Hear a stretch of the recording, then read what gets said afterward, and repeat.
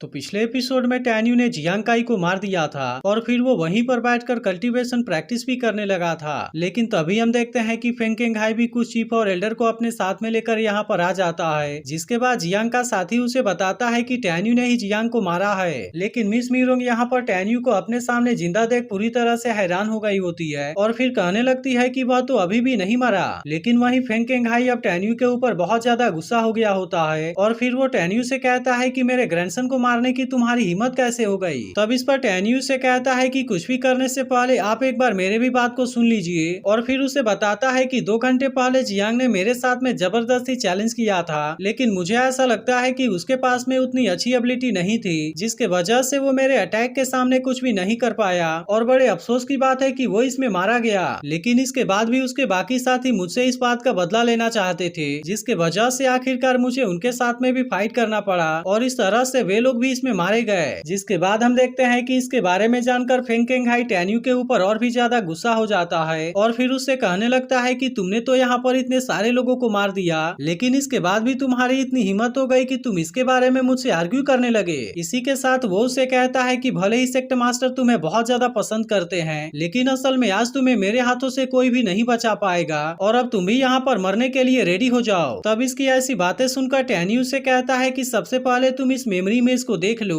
और फिर उसके बाद में देखता हूँ कि तुम मुझे कैसे मारते हो। अब इतनी बात कहने के बाद टैन्यू से अपना मेमोरी इमेज दिखाने लगता है, जिसमें इनको पता चलता है कि आखिरकार किस तरह से जियांग ने टैन्यू को चैलेंज किया था और उसने टैन्यू से कहा था कि अगर तुमने मेरे ऊपर अटैक करके मुझे वहाँ से पीछे हटा दिया तो फिर उसके बाद से मैं हमेशा के लिए सियाओ से दूर हो जाऊंगा, लेकिन अगर तुम इसमें फेल हो गए तो मैं तुम्हारे हाथ को काट दूंगा। तब इसकी ऐसी बात सुनकर टैन्यू ने उससे कहा था कि तुम मुझसे प्रॉमिस करो कि अगर इसके दौरान तुम्हें कुछ भी हो जाएगा तो तुम्हारे ग्रैंडपा मुझसे कुछ नहीं कहेंगे। जिसके बाद इसकी बात सुनकर जियांग भी इसके लिए मान गया था। अब इस तरह से हम देखते हैं कि फेंग केंगहाई को भी इसके बारे में सब कुछ पता चल जाता है, लेकिन असल में सबसे पहले जियांग ने ही टैन्यू को चैलेंज किया था, जिसके वजह से फेंग केंगहाई भी इसके लिए टैन्यू को कुछ नहीं कर सकता था। लेकिन वहीं दूसरी तरफ हम देखते हैं कि इसके बारे में जानकर मिस मीरोंग और भी ज्यादा हैरान हो गई होती है और फिर वो कहने लगती है कि टैन्यू के पास में तो केवल सोल रिफाइनड इल्म की लेवल 3 वाली कल्टीवेशन बेस है, लेकिन इसके बाद भी इसने जियांग को इतनी आसानी से मार दिया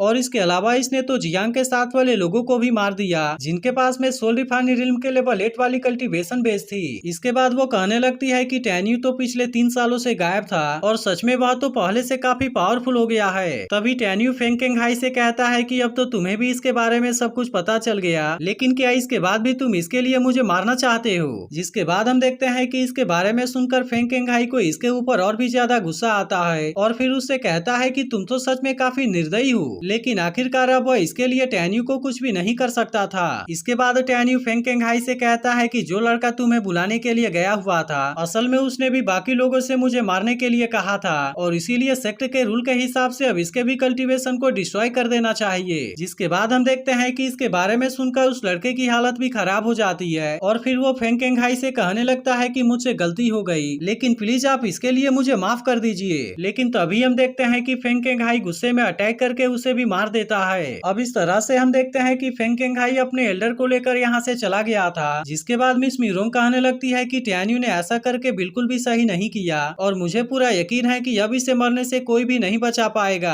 अब ऐसी बात कहने के बाद वो यहाँ से चली जाती है, लेकिन तभी हम देखते हैं कि टैन्यू भी फेंग केंगहाई के ऊपर बहुत गुस्सा होता है और फिर कहता है कि मैं तुम्हें किसी दिन जरूर मारूंगा। इसके बाद अगले सीन में हम देखते हैं कि टैन्यू मेंगई और जियान के साथ में यहाँ से जा रहा होता है, लेकिन तभी इसी वक्त हम देखते हैं कि अचानक से कोई इसके सामने आ जाता है, क्योंकि असल में वो टैन्यू को यहाँ पर मार देना चाहता था। लेकिन अब इसे देख टैन्यू भी पूरी तरह से हैरान हो गया होता है, क्योंकि उसके पास में डिवाइन सोल रिल्म की लेवल 1 वाली कल्टीवेशन बेस होती है। तभी हम देखते हैं कि वो मास्टर अपने पाम टेक्निक का यूज करके इनके ऊपर अटैक कर देता है, जिसे देख ऐसा लग रहा था कि टैन्यू अब इसके सामने कुछ भी नहीं कर पाएगा। लेकिन तभी हम देखते हैं कि वो इसका सामना करने के लिए मंकी डीमन को बाहर निकाल लेता है। जिसके बाद मंकी डीमन कहता है कि मेरे मास्टर के ऊपर अटैक करने की तुम्हारी हिम्मत कैसे हो गई, और अब इतनी बात कहने के बाद वो इसके पाम टेक्निक को बहुत ही आसानी से डिस्ट्रॉय भी कर देता है। वहीं दूसरी तरफ हम देखते हैं कि वह मास्टर भी इस बात से पूरी तरह हैरान हो गया होता है और फिर कहने लगता है कि आखिरकार यह कैसा क्रिएचर है, और फिर अपनी जान बचाने के लिए तुरंत वहाँ से भागने लगता है। लेकिन तभी मंकी डीमन कहता है कि अब तुम यहाँ से बचकर कहाँ जा पाओगे, और इसके बाद वो इसे अपने हाथों में पकड़ लेता है। अब इसके वजह से हम देखते हैं कि वह वह मास्टर कुछ भी नहीं कर पाता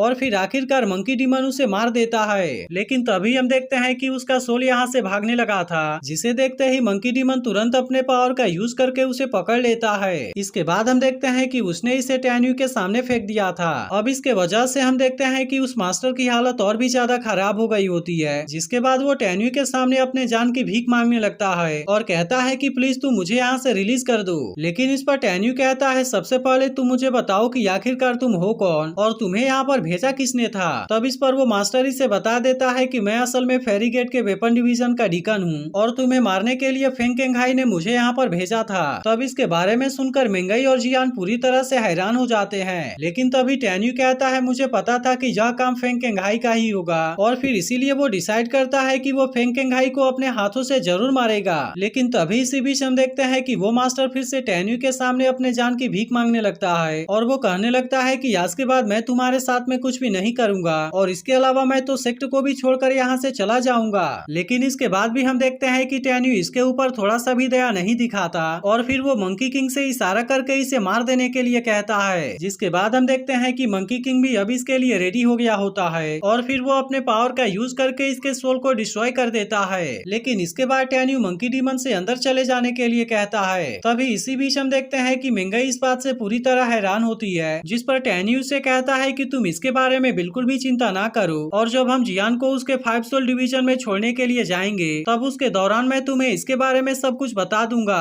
अब इस तरह से हम देखते हैं कि टैन्यू जियान को 5 सोल डिवीजन में छोड़ने के लिए लेकर चला जाता है और इसके दौरान उसने मेंगई को मंकी डीमन के बारे में सब कुछ बता दिया था। लेकिन तभी इसी बीच हम देखते हैं कि जियान किसी बात से परेशान होती है, इसीलिए टैन्यू से पूछता है कि क्या तुम्हें कोई प्रॉब्लम है। लेकिन इसके बाद भी हम देखते हैं कि जियान उसे इसके बारे में नहीं बता रही थी और फिर उससे कहती है कि मैं बिल्कुल ठीक हूँ। लेकिन तभी मेंगई उससे कहती है कि तुम्हारे चेहरे से हमें सब कुछ पता चल रहा है और इसके बाद भी तुम बोल रही हो कि सब कुछ ठीक है। इसके बाद मेंगई उससे कहती है मुझे बताओ कि आखिरकार तुम्हें हुआ क्या है। तब इस पर जियान उदास होते हुए कहती है कि मैं 5 सोल डिवीजन में वापस नहीं जाना चाहती और फिर इसके बाद वो मेंगई के गले से लग जाती है। तब इस पर मेंगई उससे पूछती है कि क्या तुम्हें किसी ने परेशान किया। लेकिन तभी इसी बीच हम देखते हैं कि टैन्यू को इसके हाथ के ऊपर कोई कट नजर आता है, जिसके वजह से अब वह बहुत ज्यादा गुस्सा हो गया था और फिर उससे पूछता है कि आखिरकार ऐसा तुम्हारे साथ किसने किया। जिसके बाद एपिसोड भी यहीं पर एंड हो जाता है। तो अगर एक्सप्लेनेशन अच्छी लगी हो तो वीडियो को लाइक और एक कमेंट जरूर कर देना और अगर आपने इसके पिछले एपिसोड को मिस कर दिया हो तो लेफ्ट वाली वीडियो जरूर देख लेना।